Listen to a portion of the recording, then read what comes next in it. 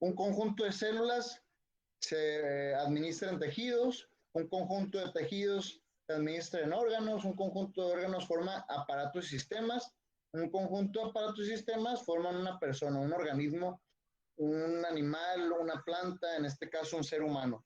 Entonces, ya estudiamos lo que es una célula, sus 10 organelos básicos. Ahora vamos a ver que hay 4 tipos de tejidos en un organismo ya, ya, ya creado, ya desarrollado. Cuando estamos de manera embrionaria, nosotros tenemos 3 tipos de tejidos. De esos tipos de tejidos se van a desarrollar el resto.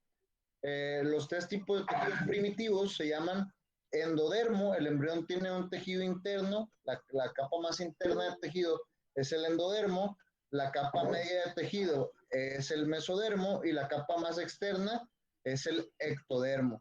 Y como les decía, a partir de esos tejidos se van a desarrollar los 4 tejidos o los demás tipos de tejidos que tenemos ya en una persona.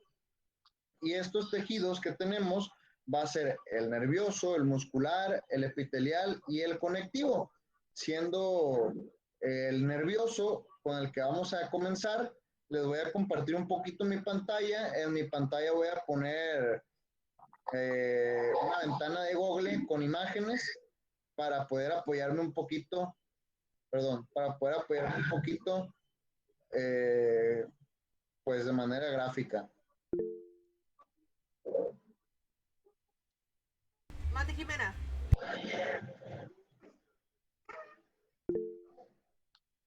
Ok, nos, ahí no sé si ustedes estén viendo ya lo que es la pantalla del sistema nervioso.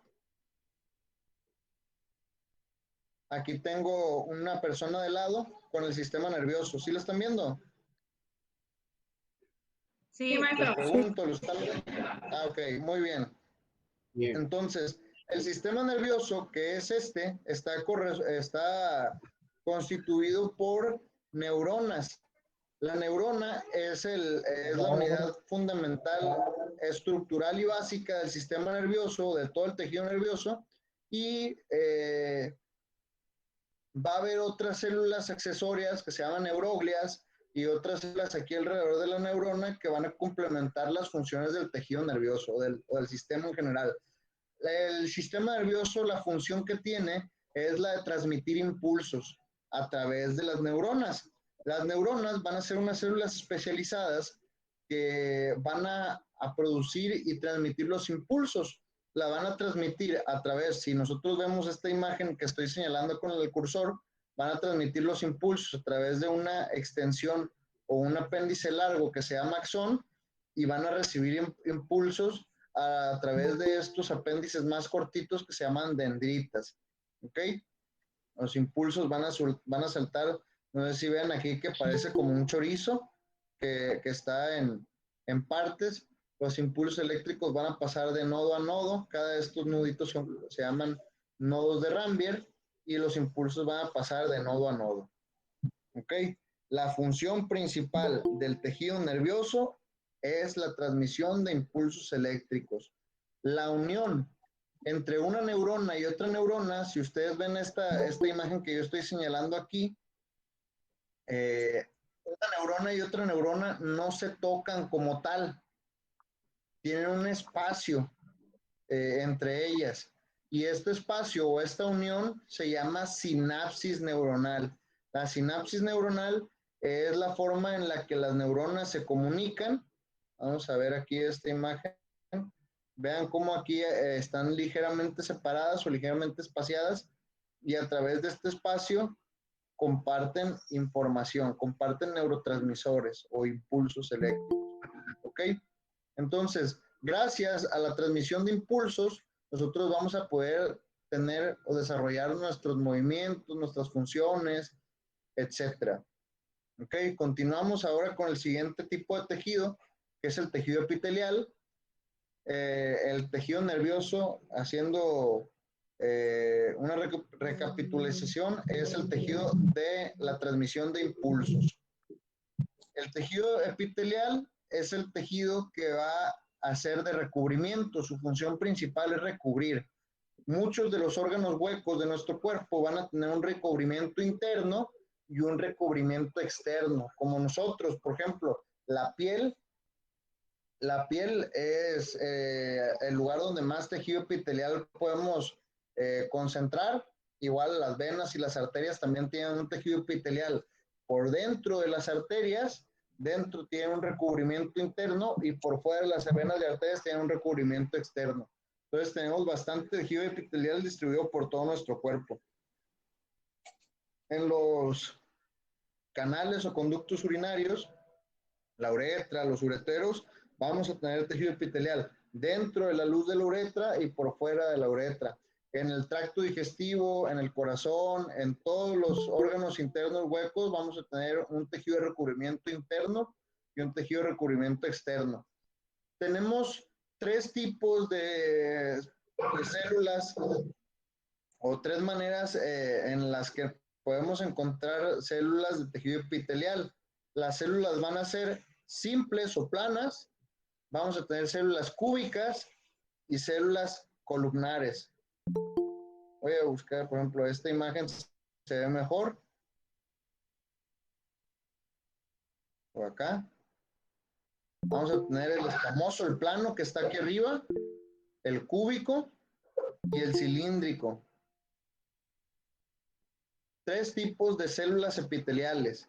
Y además tenemos diferentes maneras de administración o de forma en la que se organizan cada uno de estos tipos de células.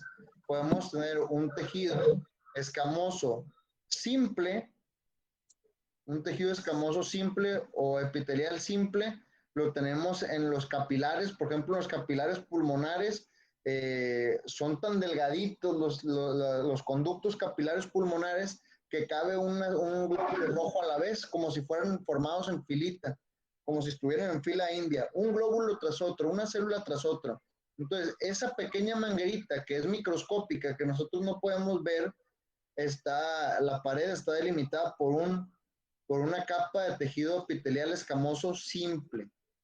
Y esto facilita que a través de esta pequeña capa de células se pueda realizar el intercambio gaseoso de los alvéolos pulmonares a los capilares venosos, ¿ok? O, arteria, o los capilares arteriales, arteriolas o venolas. Vamos a tener un epitelio cuboidal simple, o sea, una sola capa de células cúbicas de tejido epitelial. El tejido columnar simple, una sola capa de células columnares epiteliales. Y vamos a tener los estratificados. Los más abundantes van a ser los tipos de tejido estratificado, que van a ser varias capas, ya sea de tejido escamoso, varias capas de tejido de células cuboidales, o varias células o varias capas de células de tejido columnar. Y vamos a tener otro tipo, otra variación del pseudoestratificado. No están organizadas de manera regular, sino están en una disposición más irregular.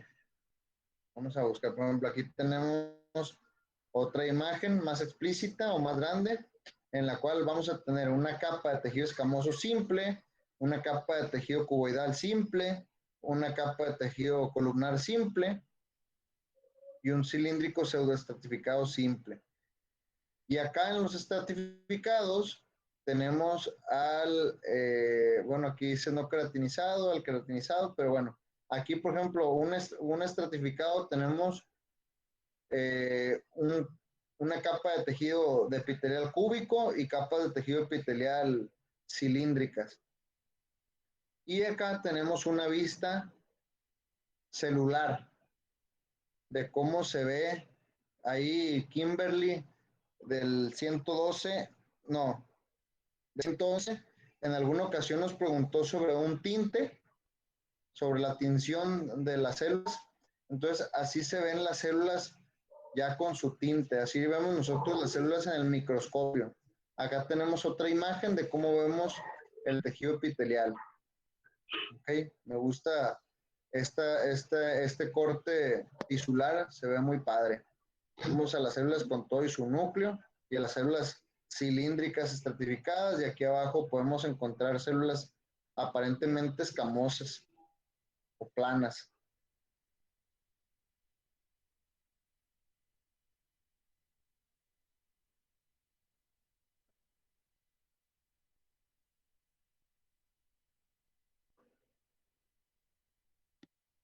Ok, pasa lo mismo, aquí ya más ilustrado, las células cúbicas, las células planas, las células cilíndricas, etcétera. Entonces, la función básica del tejido epitelial es el recubrimiento, la protección. Bueno, no tanto la protección, sino el recubrimiento. Ok, ahora vamos con el tejido muscular. Vamos a poner esta imagen. Esta imagen me agrada. Vamos a tener tres tipos de células musculares o de tres tipos de tejidos musculares. Vamos a tener el tejido muscular estriado, que el estriado también se conoce como esquelético, y este va a ser todos aquellos músculos que nos den tonalidad muscular, que nos den volumen, que nos hacen que nos movamos, que hacen que nosotros respiremos, que movamos nuestro cuerpo del lugar, que por ejemplo ahorita las células de tejido muscular están haciendo que yo mueva mi mandíbula, que yo gesticule con mi cara. Eh, las células de tejido muscular se llaman miocitos. Mio quiere decir músculo, cito célula, entonces miocito quiere decir célula de tejido muscular, o también nosotros la llamamos fibras musculares. ¿Ok? Vamos a tener, les decía, tres tipos de tejido muscular: el esquelético o estriado, el liso. Todos los órganos internos o todas las vísceras internas van a tener musculatura lisa, por ejemplo, el esófago, el estómago, los intestinos grueso y delgado, las venas y las arterias. Las venas y las arterias se contraen y se dilatan, se abren y se cierran. La uretra, la vejiga, van a tener células de tejido muscular liso. Y por último, un tejido muscular muy especializado sería el cardíaco. El tejido muscular cardíaco va a ser un tejido muscular muy especializado, ya que este va a funcionar 365 días al año, 24 horas al día. Siempre va a estar funcionando este tejido muscular. ¿Y Profe, cuáles son las funciones en general del tejido muscular? Mande, al dígame. tejido, al tejido cardíaco también se le dice estirado, ¿no? Músculo No, estirado cardíaco. el músculo cardíaco es, el músculo estriado es el músculo esquelético, el que nos da volumen a nuestro cuerpo. Al tejido cardíaco es tejido muscular cardíaco, o pudiera ser, es muy similar a la fibra esquelética o a la fibra muscular estriada, pero tiene diferencias estructurales anatómicas y fisiológicas también. Miren, acá lo vamos a poner.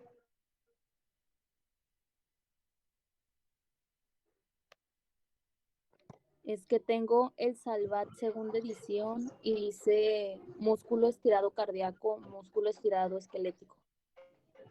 Estriado, no, no es estirado. Ajá. Sí, fibra estriada cardíaca.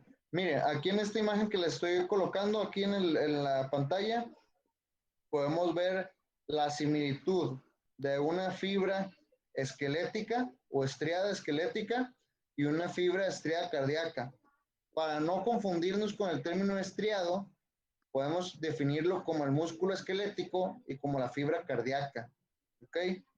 Se organizan de manera distinta, y la fibra lisa es mucho más delgada, por eso se conoce como fibra lisa.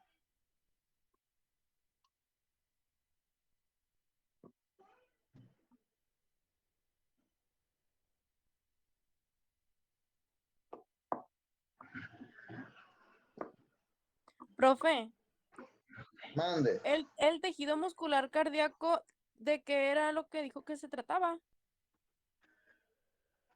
Es el tejido muscular que le genera movimiento al corazón. El corazón, eh, el corazón realiza dos movimientos que es el que hace que funcione todo el sistema circulatorio. Los movimientos de sístole y diástole. La sístole va a ser la contracción del corazón y la diástole va a ser la dilatación del corazón. Esta sístole y diástole se puede desarrollar gracias a que el corazón contiene tejido muscular. ¿Ok? Entonces, la función en general del tejido muscular es el movimiento. Y el movimiento se da por la contracción y relajación de las fibras musculares, ya sea fibra cardíaca, fibra estriada o esquelética o fibra lisa. O sea que son 3 tipos de... No lo escuché, Evelia. No, no era Evelia, soy Angélica. Que son 3 tipos de... Angélica, perdón. Sí. Sí, son 3 tipos de células o fibras musculares, 3 tipos de miocitos o fibras musculares. Las cardíacas, las esqueléticas o estriadas y las lisas. Okay.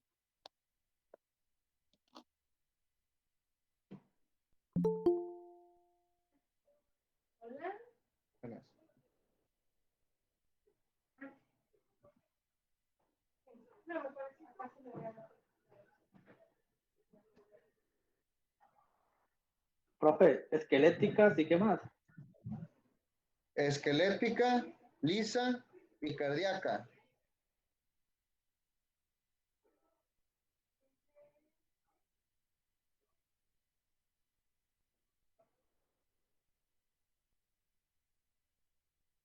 Por último, vamos a tener el tejido conectivo, que va a ser el más variado y diverso de todos los tipos de tejidos.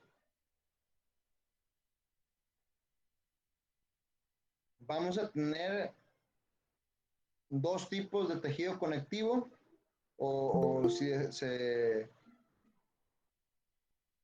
organiza en tipo de tejido conectivo, que se dice conectivo propiamente dicho o conectivo no especializado, y el otro tipo de tejido conectivo es el tejido conectivo especializado. ¿Ok? Dentro del tejido conectivo no especializado o propiamente dicho tejido conectivo a secas, vamos a tener 2 clasificaciones, el laxo y el denso. En el denso vamos a tener a las fibras de colágeno, como las fibras musculares, pero fibras de colágeno se llaman estas. Y en el laxo, en el tejido conectivo laxo, vamos a tener otras 3 clasificaciones. Esas 3 clasificaciones van a ser el tejido reticular, el tejido mucoso, el tejido conectivo mucoso y el tejido conectivo mesenquimatoso o mesenquimal. Dentro de este tejido conectivo mesenquimal podemos encontrar células que se van a diferenciar, que se van a especializar. A estas células le podemos llamar hasta cierto punto células como las conocemos como células madre, ojo, entre comillas, células madre, ¿no? Este tejido mesenquimatoso o tejido conectivo se va a especializar o se va a diferenciar en otros tipos de tejidos conectivos. Aquí le estoy poniendo una imagen, déjenme ver si encuentro otra.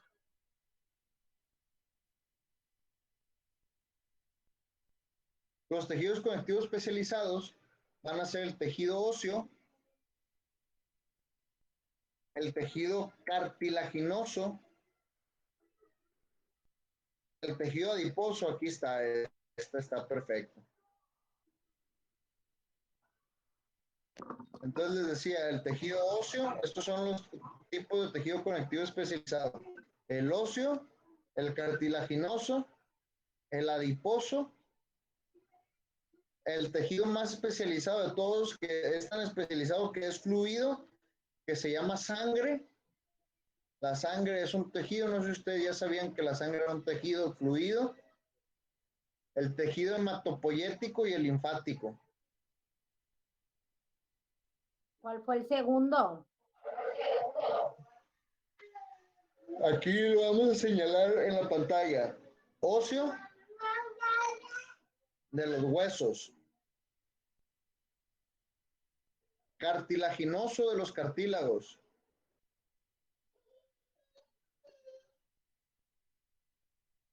adiposo de la pellita, de la grasa,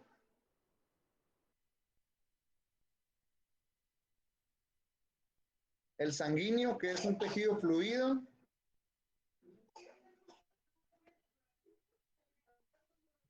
y el hematopoyético. Ahorita vamos a definir el tejido hematopoyético.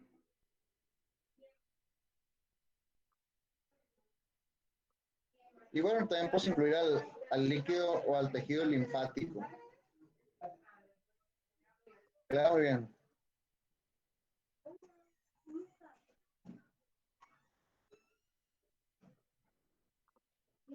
Ok.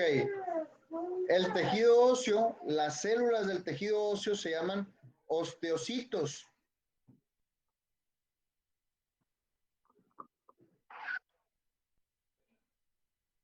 Dentro de los osteocitos vamos a tener células que van a formar hueso y células que van a remodelar hueso.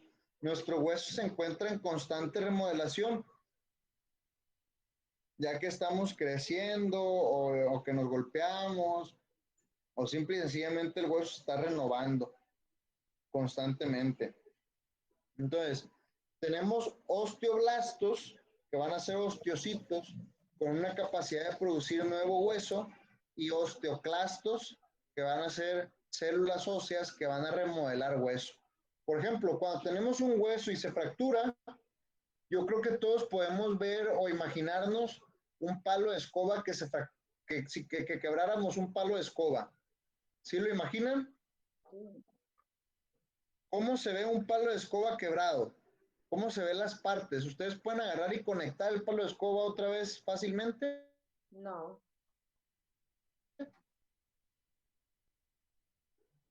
No los escucho. Yo digo No. que no. No, profe. No. Depende. ¿Cómo se ve esa parte que se quebró de la escoba entre pedazo y pedazo? Se ve como Pues astillado. ¿Con astilla? poroso, Como astillado. astillas, ¿verdad? Se ve así. Si aquí tengo el palo, no sé si ustedes no ven mis manos, ¿verdad? Un poco. Nomás están viendo la pantalla. Es que cuando se quebra el hueso no es como que se desprende de una parte, o sea, se quebra de una parte donde no tiene otro seguimiento. O sea, ¿cómo le explico? Ahí les voy a decir, miren, vean mis manos. Talla. Vamos a suponer que A ver, tenemos aquí, tallamiento. ajá, vamos a suponer que aquí es un hueso conjunto, así. Profe, Mande. aquí trae una bola de fotografía y quieres se la mando porque la ponga en la pantalla. Ok, espérame tantito, tenemos aquí un hueso y se fractura y va a quedar así como en fibras. Entonces a la hora de quererlo ensamblar otra vez va a ser complicado. Entonces, para poder generar el callo óseo y que se vuelva a unir ese hueso, van a necesitar los osteoclastos remodelar este hueso, vamos a suponer, a quitar las astillas, y así ya se puede pegar otra vez el hueso. Y aquí la formación de nuevo hueso va a estar dada por los osteoblastos. ¿Ok? La acción de los dos tipos de células de hueso. Los osteoclastos remodelan hueso, los osteoblastos. A ver, yo tengo una duda ahí, producen nuevo profe. hueso. Dígame. Yo tengo una duda. Anabel. Pregúnteme. Profe, por ejemplo, mi hija tuvo una fractura expuesta de rótulo, de aquí del, ¿cómo se llama? Del codo. Tuvo una fractura expuesta, Ajá. pero a ella no le quitaron los Pobrecita. clavos, se los dejaron aquí adentro. Entonces, Ajá. ahí cómo se reestructura esa parte o cómo el cuerpo integra esa parte al brazo. Si no lo rechaza y se queda.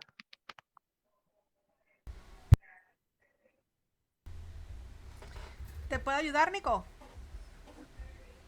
Bueno, estaba recibiendo aquí una paciente, pero si quieres adelante y si no, yo también lo puedo responder. No, tú síguele Adelante, entonces. doctora. No, síguele tú, te escucho. No, dale. Así Dale, te como escuchamos. así como mencionaba Rubén, el hecho de que pongamos equipo de ostosíntesis en los procesos quirúrgicos de traumatología y ortopedia, esos son para darle soporte y sostén. ¿Qué edad tiene su hija? Disculpe. Tiene 11 años, pero cuando se fracturó tenía 10. Ok, ahí en este caso hay que tener mucho cuidado con la simetría. Primero lo que se busca es la función y luego la estética. Entonces ahí el hecho de que ella vaya desarrollándose y creciendo y tenga material de osteosíntesis, pues no va a crecer ese material. Entonces ahí en la vigilancia estrecha por parte de su pediatra o su traumatólogo, y como dice su compañero, mientras que no lo rechace, ahí se van a quedar esos equipos de ostosíntesis. ¿Listo, Nicolás? Excelente. Gracias. Yo en cirugía, ahí como les enseñé algunos casos quirúrgicos de los que hacemos, utilizamos bastante material de ostosíntesis. En cirugía bucal y facial, yo utilizo bastantes tornillos, incluso no nada más para generar osteosíntesis, sino para generar anclaje para hacer cierto tipo de movimientos. Entonces, en el tema del codo, lo que comenta la doctora Teresita es bien importante con el tema de la simetría, ya que ahí hay, apóyame con el término, doctora, están centros de crecimiento óseo. Sí, así se llaman, ¿verdad, doctora? Centros de crecimiento óseo. Así es. Ajá. Son huesos largos. Hay lugares específicos de los huesos, por ejemplo, en mi área, en la mandíbula, el cóndilo, que es la parte donde se articula la mandíbula, va a ser un centro de desarrollo y crecimiento.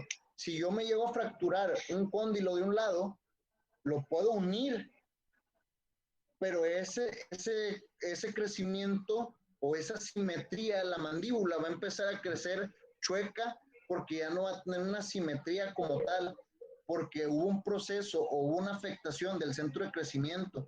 En el caso del codo, que no es mi área totalmente, pero le sé un poco al tema de la traumatología, en el tema del codo, si fue exactamente en el codo, que el codo es un punto de crecimiento del radio, perdón, el codo es el cúbito, es un punto de desarrollo del cúbito. Si está afectado el centro de crecimiento, puede tener problemas en el tema del aumento de tamaño del hueso. Hay que checar, como dice la doctora, el tema de la simetría para que los brazos estén lo más simétricos posibles. Los traumatólogos, pues son los meros, ¿no? Usted que está en el hospital, ahí me imagino que le atendió un traumatólogo y con toda la experiencia del mundo y la decisión. Si se dejan los clavos ahí, como dijo el compañero, creo que fue Adrián, no estoy seguro, o Rubén creo que fue el que comentó, si no lo rechaza el cuerpo, los clavos pueden quedar ahí para siempre. Incluso puede llegar hasta los 100 años y quedarse ahí, siempre y cuando el cuerpo no lo rechace. Si lo rechaza, se va a notar luego, se va a poner oscura la zona, va a empezar a tener molestia, picazón, dolor, entre otras cosas. Su hija está muy pequeña, lo más conveniente que yo le puedo decir en el momento es que se acerque al traumatólogo y que cualquier duda, él es el especialista en el área, ¿no? Pero sí, la función del clavo o del tornillo es generar, como dice la doctora, soporte, unión. Si se quebró el codo y le metieron un clavo, es para que ese clavo sirva como guía. Si yo me fracturo aquí el brazo, si se me quiebra el brazo así, sea expuesta o no expuesta, me pueden poner un clavo a lo largo del hueso para que funcione como guía, de que a través de esa guía se desarrolle y se haga la sutura, se haga el callo de hueso, es la unión. Normalmente, en mi caso, yo utilizo tornillos más que clavos y lo que hago es que empalmo hueso a hueso, lo atornillo para que estén pegados los huesos y de esa manera se una.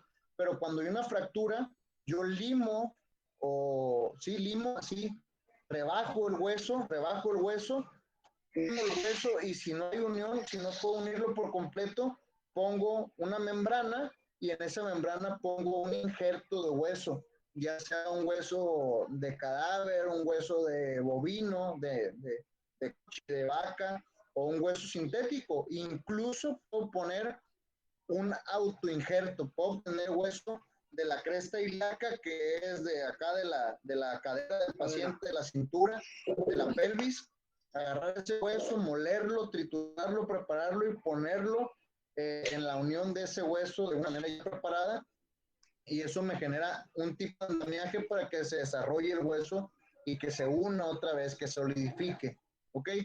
Por ejemplo, en el área de fracturas y en el área de implantología, nosotros utilizamos muchos injertos de hueso y tornillos, como le digo, material de osteosíntesis. Bueno, vuelvo al tema. Ahorita estaba hablando de, quité la presentación, quité la pantalla de Google porque estaba hablando de estos temas de la remodelación ósea. Entonces, el tejido conectivo especializado, un tipo de tejido conectivo especializado es el tejido óseo, y sus células se van a llamar osteocitos. Dentro de los osteocitos vamos a tener osteoclastos y osteoblastos. Brincamos al tejido cartilaginoso. El cartílago, yo sé que muchos de ustedes conocen el cartílago o los cartílagos, pero muchos otros no. Para que lo visualicen el cartílago, por ejemplo, todos han comido alitas, o posiblemente la mayoría ha comido alitas, y en los extremos de los huesos hay una capa blanca. Para no perder la costumbre, me marcan antepases.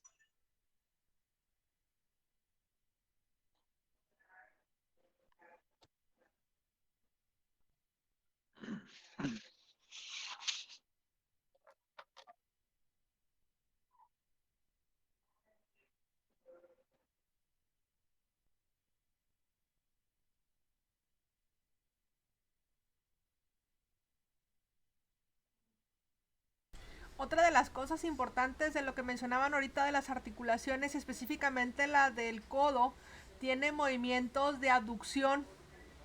¿Y qué significaría eso? Pues nosotros podemos girar la articulación. Si tenemos flexionado nuestro codo y ponemos la palma de la mano hacia arriba, así flexionado lo podemos girar la palma de la mano hacia abajo. Ese es un movimiento, no solamente es subir y bajar el codo, sino también lo que nos permite cúbito y radio es hacer ese movimiento de abducción y de aducción. Entonces yo puedo girar mi palma de mi mano hacia abajo o girarla hacia arriba. Entonces en ocasiones cuando el cóndilo del cúbito se daña o se fractura, sobre todo en los adultos mayores, pues tenemos que decidir si queremos estirar el brazo o queremos hacer ese giro de la muñeca. Entonces imagínense nada más el impacto en un niño, eso es algo muy importante. Y dentro del tratamiento para las fracturas, en los niños se hace conservador. Lo más que se pueda de no intervenir con clavos, tornillos ni material de osteosíntesis es buscar nosotros la recuperación fisiológica de esas fibras para que ellos puedan tener un buen desarrollo. Primero, repito, la función y luego después la estética. ¿Alguien levantó la manita por ahí? Si puede apoyar, o ya el maestro Nicolás ya. ¿Listo?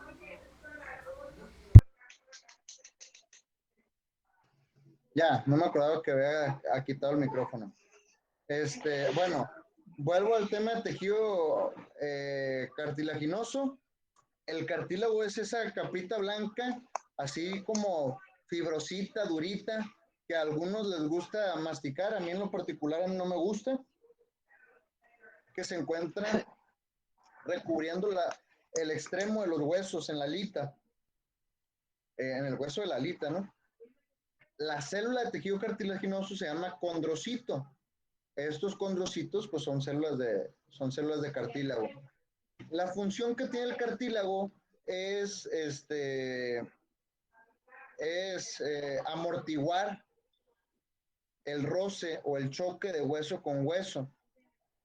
Además, nos ayuda un poco también a la formación o creación en esto que le estábamos platicando ahorita de los centros de crecimiento, centros de desarrollo óseo.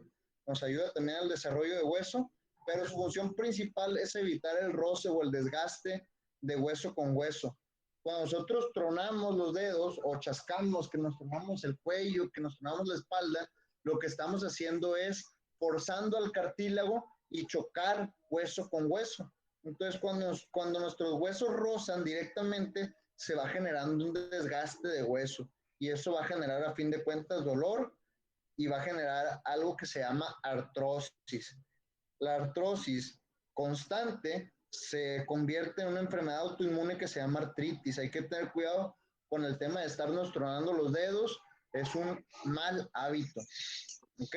Entonces, la función del tejido cartilaginoso, de este tejido conectivo especializado, es darle protección a los huesos, amortiguamiento y protección a los huesos. El tejido adiposo también nos va a generar protección y también nos va a generar reserva de energía. Los adipocitos, que son las células de este tejido, van a ser células gigantes que van a tener un organelo especializado capaz de almacenar grasa, lípidos. ¿Ok? Y pues lo vamos a encontrar entre los músculos, en la pellita, en la papada, debajo de la piel, en el tejido subcutáneo, que antes le llamábamos hipodermis, vamos a encontrar bastante tejido adiposo. Dentro de las arterias y venas podemos encontrar tejido adiposo, en las arterias le llamamos arteromas, que son esos tapones de grasa que se forman. Y en el músculo, si ustedes ven un ribeye, un sirloin, van a tener como líneas blancas. Los que saben ahí de cortes o de carne saben que se le llama marmoleado. Ese marmoleado, esas líneas blancas, tejido blanco, es grasa, es tejido adiposo. Y sirve también como amortiguamiento, como almacén de energía, como soporte, como parte de la estructura. En el caso del tejido sanguíneo, el tejido sanguíneo es un tejido especializado, muy especializado, tan especializado que es fluido y está compuesto principalmente de 3 células que son los eritrocitos, estos glóbulos rojos. Los glóbulos rojos tienen la característica que son anucleados, que no tienen núcleo. Los glóbulos blancos, que vamos a tener una gran familia de glóbulos blancos, eritrocitos, sí, decir. Dentro de los glóbulos blancos, a los glóbulos blancos los conocemos como leucocitos. Dentro de los leucocitos vamos a tener fagocitos, macrófagos, linfocitos, neutrófilos, etcétera. Varios tipos de glóbulos blancos, cada uno con una función específica dentro del sistema de defensa de nuestro cuerpo. Y a las plaquetas, que eran trombocitos y se fragmentan y se convierten en plaquetas. Estos 3 células forman a nuestro tejido sanguíneo y con una sustancia extracelular, con gran cantidad de sustancia extracelular. Nara, la niña trae los arcos. Con una gran cantidad de sustancia extracelular que se llama plasma sanguíneo. Es el tejido extracelular el líquido extracelular del tejido sanguíneo. La función del tejido sanguíneo es la comunicación, la conectividad de nuestro cuerpo, transportando tanto oxígeno como temas de defensa, como proteínas, nutrientes, entre otras cosas. El tejido hematopoyético va a ser un tejido conectivo especializado que va a ser hematopoiesis, quiere decir hemato, sangre, poiesis, formación. Va a ser el tejido que va a crear la sangre. ¿Dónde se fabrica la sangre? ¿Alguien de ustedes pudiera o sabe, tiene conocimiento de dónde se fabrica la sangre? Entre los huesos. Muy bien, Adrián. Ahorita está de moda. Antes los huesos mataban a la res, al coche, no sé, y los huesos los tiraban. Ahí se los daban al perro, a los perros. Ahora te los venden carísimos en los restaurantes. ¿Por qué? Porque se puso de moda comer el tuétano y te lo venden. No sé si a alguien le guste el tuétano asado o el tuétano así en general, pero lo venden muy caro. A mí en lo particular no me gusta, se me hace como moco, parece como moco. Yo veo a mis amigos cuando hacemos carnes asadas que, uy, el tuétano bien sabroso y le raspan ahí el tuétano al hueso, lo ponen taquito y se lo comen y todo. A mí me da medio asquito, no soy mucho de comer tuétano, ¿no? Me gusta más la carne, así, el ribeye, una reserva del patrón, bien cocida. Entonces, la médula ósea, que es el tuétano, la parte interna de los huesos largos, es donde se crea o donde se fabrica la sangre, donde se fabrican los glóbulos rojos, etcétera. ¿Ok? Hay dos tipos de médula ósea, la amarilla y la roja. En la médula ósea roja es donde se crea la sangre.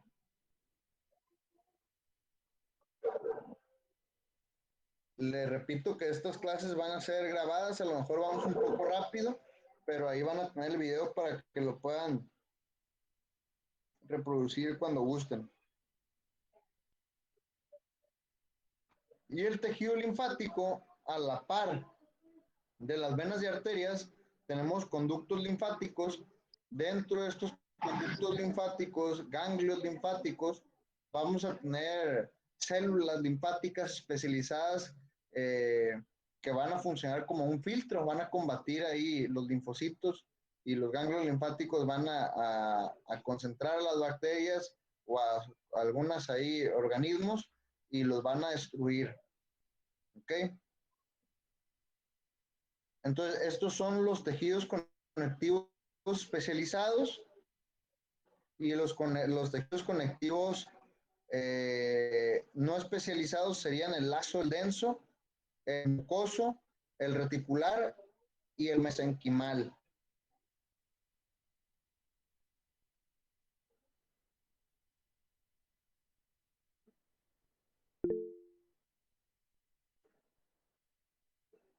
Les quería poner en esto, en las clases de anatomía, tengo bastantes clases aquí, pero no sé por qué mi computadora, yo creo que debe tener virus porque no me deja abrir el PowerPoint. Ya vieron el otro día los del 12 que les quise enseñar la tomografía y no me mostraba la imagen en 3D. En estos días voy a llevarla a que me la revisen para ver por qué está pasando esto.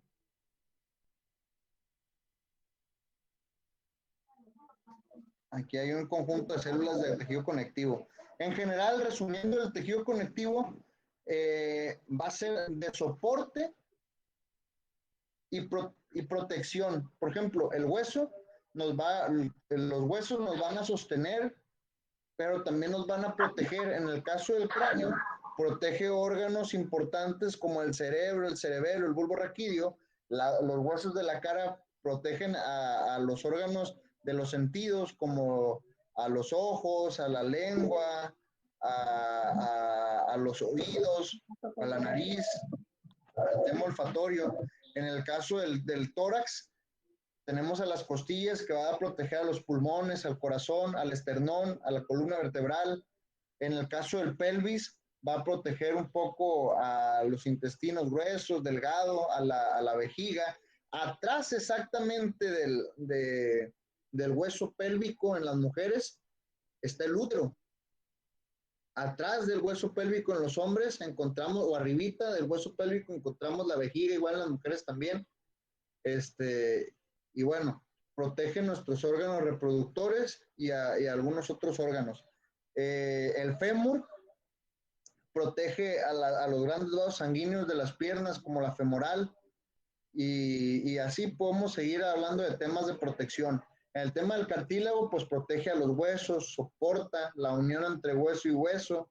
En el tema de la sangre, la conectividad, el transporte de sustancias, de nutrientes, de oxígeno, etcétera. Entonces, el tejido conectivo va a ser eso. Antes le llamábamos conjuntivo, igual se sigue llamando conjuntivo conectivo. Esa es su función principal, proteger o dar soporte. Entonces, esos son los 4 tipos de tejido: el nervioso, el epitelial, el muscular y el conectivo. Nervioso, que es el que se encarga de transmitir los impulsos; el muscular, que es el que se encarga del movimiento; el epitelial, que se encarga del recubrimiento, de la protección en recubrir tanto la parte interna como la parte externa de los órganos. En nuestra piel tenemos una piel externa y una piel interna, que es la epidermis y la dermis. Y el conectivo, que tenemos diferentes tipos de tejido conectivo, ya hablamos que hay especializado y no especializado. ¿Ok? Mañana igual, si tenemos clase, desarrollamos un poquito de los temas de tejido conectivo o no.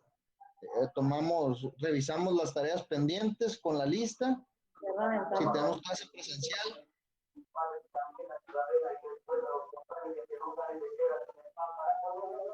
¿Alguien tiene ahí la cámara encendida? Ahí compartió Adrián en el grupo 102 una fractura desplazada, perrona. Ahí le van a meter, le van a atravesar un clavo largote a ese amigo.